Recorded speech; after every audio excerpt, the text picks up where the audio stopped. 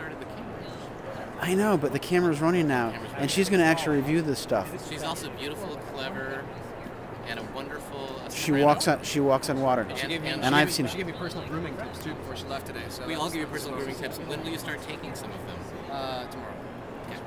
Well, what did she tell you? Well, she wanted to talk about the reading room at BookExpo that you guys do.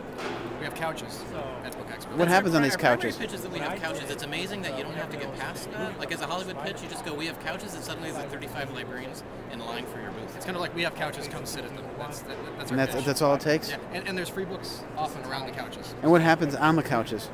What happens on the couches stays on the couches, so we cannot. It's like the shirt. What happens in the library stays in the library. So the deal is that BEA historically is more of an industry show where you get publishers and you get booksellers. And it's a fairly recent thing for librarians to be a part of that, and now they are a part of it, but a lot of the publishers haven't kind of completely brought that in.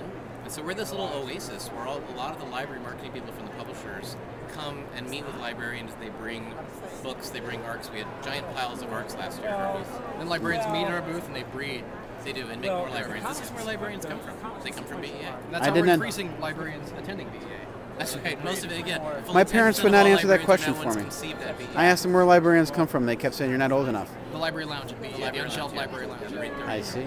The reading room. The reading room? The reading room. Is that what it's called? It is. We also wanted to talk about, well, this is what Kim told me to do because she knows I have a pea-sized brain. Is this the beautiful, intelligent Kim who's really smart one that you always talk so highly about? Yeah. Svelte and black? Yes, and she walks on water. Yes. At all times. That's actually her commute.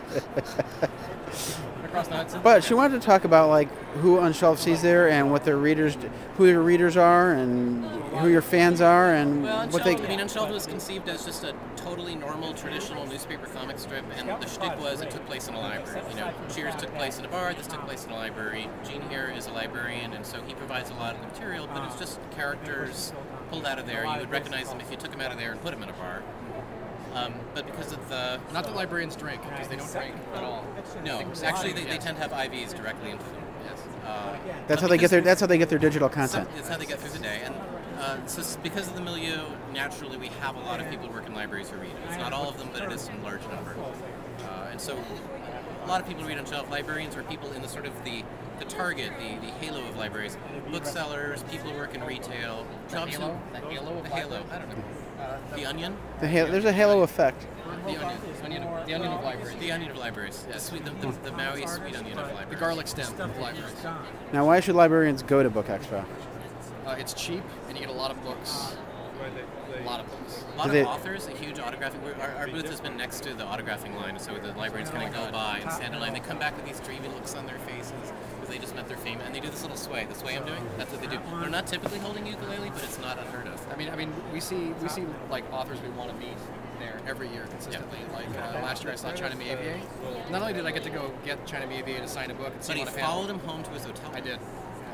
No, but I got to geek out in line, people waiting for China BEA to sign our books, and that was like the best part. Yeah, actually, I get that. Yeah. So what is your favorite BEA moment? You were pretty happy with the China BEA thing. I kind of like it when Bill leaves our booth for a while, and I'm there alone. But other than that, yeah, the China BEA thing. What is your favorite BEA food? Lance Fensterman. Oh wait, no, that was a different answer. Kim, she's svelte and she walks on water.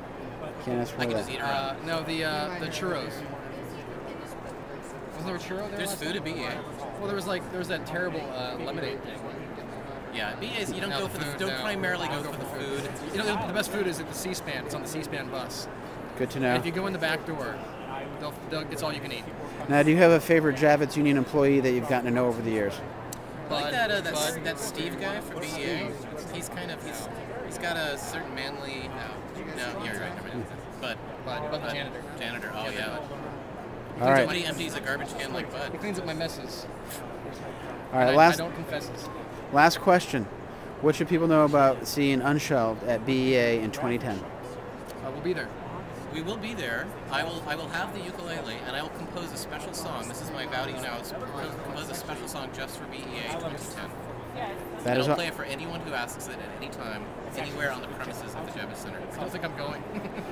That is awesome. All right, guys. I look forward to seeing you when I turn the video off, and again at BEA. You really want to turn that off?